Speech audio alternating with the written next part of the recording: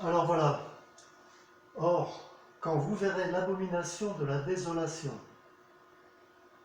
qui a été prédite par Daniel le prophète, être établie dans le lieu saint, c'est forcément le temple de Jérusalem.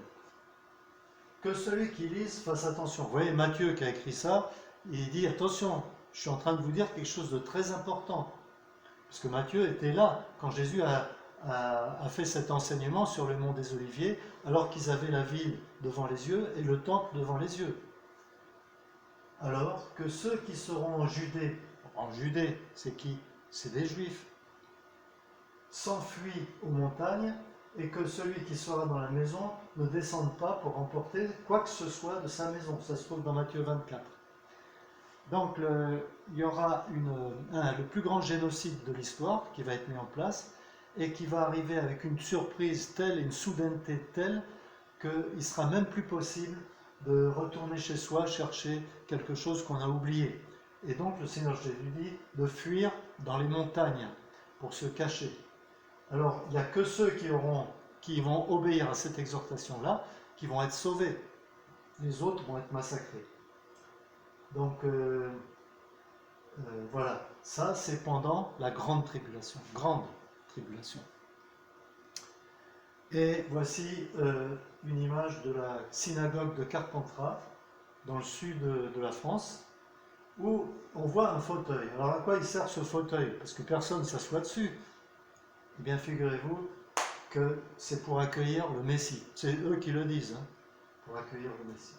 Évidemment, ce n'est pas Jésus qui va s'asseoir dessus, mais c'est pour accueillir l'Antichrist. Alors je ne sais pas s'il va aller là, je n'ai pas dit ça, mais eux, ils le croient. Voilà encore une citation. Si les Juifs se rassemblent tous en Israël, cela nous épargnera l'effort de devoir aller les chercher dans le monde entier. Donc, vous voyez, cet homme-là, Hassan Nasrallah, a dit ça. Une déclaration dans un journal. Donc, il espère pouvoir les exterminer une fois qu'ils seront revenus tous en Israël. Et voilà donc une manif encore qui a eu lieu en Angleterre. Que celui qui est au champ ne retourne pas en arrière pour emporter ses habits. Malheur aux femmes enceintes et à celles qui allaiteront en ces jours-là.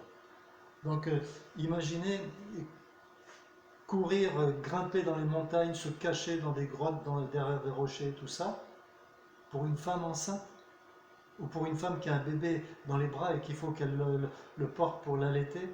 Ça va être horrible, ça va être affreux. Et donc c'est pour ça que le Seigneur Jésus les a avertis.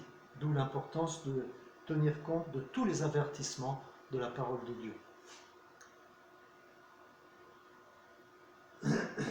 Alors, dans tout le pays, oracle de l'Éternel, ça se trouve dans Zacharie chapitre 13, versets 8 et 9. On n'en parle jamais de ça. C'est trop négatif, c'est trop dur, c'est trop pénible, et donc on évite d'en parler. Mais, comme c'est écrit, je le partage quand même avec vous. Ainsi, oracle de l'Éternel, les 2/3 seront retranchés et périront, et l'autre tiers y restera. Je mettrai ce tiers dans le feu, et je le ferai fondre comme on fait fondre l'argent. Je l'éprouverai comme on éprouve l'or. Il invoquera mon nom, c'est-à-dire ils vont se convertir, ils vont reconnaître que Jésus est le Messie. Et je l'exaucerai, je dirai, c'est lui qui est mon peuple, et il dira, l'Éternel est mon Dieu. Voilà, Zacharie 13, une prophétie qui est souvent interprétée en douceur, parce que c'est trop dur, mais si on prend le texte tel quel, ça veut dire ce que ça veut dire. Ça veut dire que 2/3 de la population juive seront exterminés. Ce qui est énorme, ce qui est encore plus que le génocide qui a été perpétré par les nazis, avec 6 millions de morts juifs.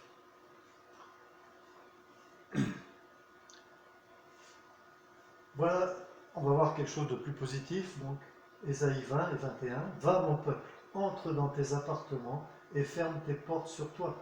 Cache-toi pour quelques instants jusqu'à ce que la fureur soit passée. Quelle fureur? La fureur de qui?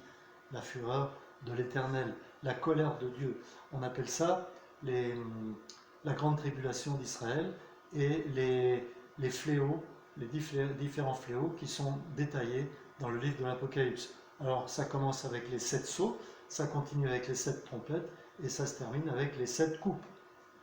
Donc Dieu va protéger les Juifs fidèles qui croient au Messie, les protéger de façon miraculeuse. Car le Seigneur sort de son lieu afin de faire rendre des comptes aux habitants de la terre. Vous voyez, c'est la colère de Dieu sur les nations. Pour leurs fautes, la terre exposera son sang, elle ne couvrira plus ses tués. Voilà. Alors ça, le détail de tout ça se trouve dans l'Apocalypse dans plusieurs chapitres. Et si ces jours n'étaient abrégés, personne ne serait sauvé. Mais à cause des élus, ces jours-là seront abrégés. Donc ici, on a une image, une peinture de quand les Romains ont attaqué Jérusalem et ils ont massacré beaucoup de Juifs, environ 1 million de Juifs. Et les rescapés, ils les ont vendus comme esclaves dans tout l'Empire. Et ils ont détruit la ville et ils ont détruit le temple. Ils l'ont tellement détruit qu'ils l'ont brûlé et rasé jusqu'au sol. Et pour accomplir la prophétie du Seigneur Jésus, qu'il avait donnée quelques années plus tôt, lorsque les apôtres lui ont dit « Tu as vu les belles pierres ?» Jésus a dit « Il ne restera même pas pierre sur pierre. Tout va être rasé. » Et ça s'est accompli donc quelques années plus tard par l'armée romaine, avec le général Titus. Donc ces jours-là seront abrégés, les jours d'extermination, heureusement. Si ces jours-là n'étaient pas abrégés, personne ne serait sauvé. Mais à cause des élus, qui sont les élus? Dans la Bible, il y a 2 sortes d'élus. Il y a les élus d'Israël et il y a les élus des nations. Les élus des nations, on appelle ça l'Église de Jésus-Christ. Donc là, il s'agit bien évidemment des élus d'Israël, puisque l'Église n'y sera plus. Ces jours-là donc seront abrégés. C'est le Seigneur Jésus qui a dit ça dans Matthieu 24, verset 22. Priez pour que votre fuite ne soit pas en hiver, ni un jour de Shabbat, car alors il y aura une grande détresse, telle qu'il n'y en a pas eu de semblable depuis le commencement du monde, puis jusqu'à maintenant, et il n'y en aura plus de telle. Donc ça, c'est la plus grande catastrophe, la plus grande détresse, la plus grande tribulation de toute l'histoire. Comment pouvons-nous imaginer quelque chose de pire que la période nazie? Personnellement, je ne sais pas comment ça... Je ne sais pas, j'arrive même pas à l'imaginer, puisque la période nazie, elle était épouvantable, horrible, et on a vu des films, etc., toutes sortes de documents, de témoignages, etc. Mais là, ça sera encore pire que ça. C'est pour ça qu'on appelle ça la grande tribulation. Je vous retirerai d'entre les nations, je vous rassemblerai de tous les pays et je vous ramènerai sur votre territoire. Je mettrai mon esprit en vous, donc les fidèles d'Israël, ceux qui vont reconnaître que Jésus est le Messie. Et je ferai que vous suiviez mes prescriptions et que vous observiez et pratiquiez mes ordonnances. Vous habiterez le pays que j'ai donné à vos pères, c'est-à-dire le pays d'Israël. Et Dieu a donné les frontières, ce n'est pas les frontières d'aujourd'hui, bien entendu, c'est beaucoup plus grand que ça. Et vous pouvez lire ça dans le livre de la Genèse. Vous serez mon peuple et je serai votre Dieu. Alors vous vous souviendrez de votre conduite qui était mauvaise et de vos actions qui n'étaient pas bonnes. Vous ne pourrez plus vous regarder en face à cause de vos fautes et de vos horreurs. Et donc le prophète Zacharie a dit que le peuple entier va s'effondrer en pleurant sur leurs péchés. Il y aura ce qu'on peut appeler une repentance nationale. Puisque en tant que nation, Israël n'a jamais reconnu que Jésus est le Messie. Donc à ce moment-là, ils vont le reconnaître. Ce n'est pas à cause de vous que j'agis de la sorte, oracle du Seigneur l'Éternel. Reconnaissez-le. Ayez honte et soyez confus de votre conduite, maison d'Israël. Ainsi parle le Seigneur l'Éternel, le jour où je vous purifierai de toutes vos fautes, oui, je vous purifierai de toutes vos fautes, par le sang de Christ. Je repeuplerai les villes et l'on rebâtira sur les ruines. Voilà.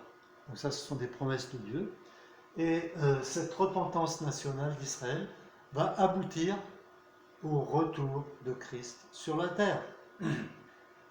La parousie. Je vis le ciel ouvert. Alors, il y a beaucoup de versets en voici un, mais il y en a beaucoup d'autres, hein, dans l'Ancien et dans le Nouveau Testament, dans les psaumes, etc. C'était un cheval blanc. Celui qui le monte se nomme fidèle et véritable. C'est le Seigneur Jésus. Il juge et combat avec justice. Il est revêtu d'un manteau trempé de sang et il se nomme la parole de Dieu. Oui, il se nomme la parole de Dieu. Dans l'apôtre Jean dit que la parole de Dieu, c'est Jésus-Christ au chapitre 1. Jésus, il est la parole de Dieu, mais faite chair. Donc, en chair et en os, la parole incarnée, le Verbe incarné. Voilà. Alors la première fois, le Seigneur Jésus est venu dans l'humiliation, la bassesse, la pauvreté, la faiblesse humaine, la faiblesse d'un corps humain. Et la deuxième fois, il vient dans la puissance, dans la gloire, dans la force, dans la majesté.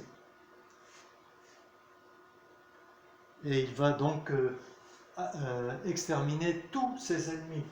L'impie c'est l'Antichrist. L'impie que le Seigneur Jésus détruira par le souffle de sa bouche et qu'il écrasera par l'éclat de son avènement. L'éclat de son avènement. Oui, 2 Thessaloniciens. Et toutes les armées, l'Antichrist va venir encercler Jérusalem pour exterminer complètement les Juifs. Et le Seigneur Jésus va les détruire tous. Il y aura 0 rescapé.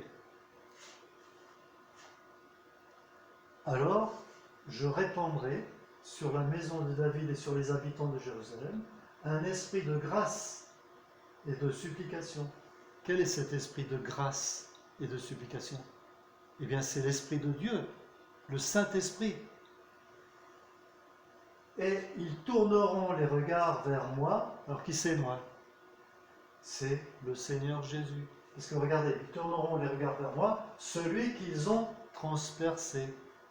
Donc, ils tourneront, ces Juifs-là qui se convertissent d'une conversion nationale, suite à une repentance nationale, ils vont reconnaître que Jésus est le Messie.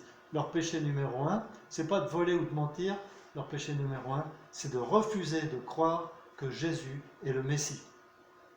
Donc ce jour-là, ils vont le comprendre, le croire, et il y aura un véritable réveil national d'Israël. Je trouve ce verset merveilleux.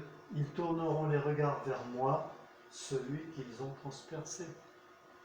Ils porteront son deuil comme on porte le deuil d'un fils unique. Ils pleureront amèrement sur lui, aussi amèrement que sur un premier-né. Donc Jésus est le fils unique et le premier-né.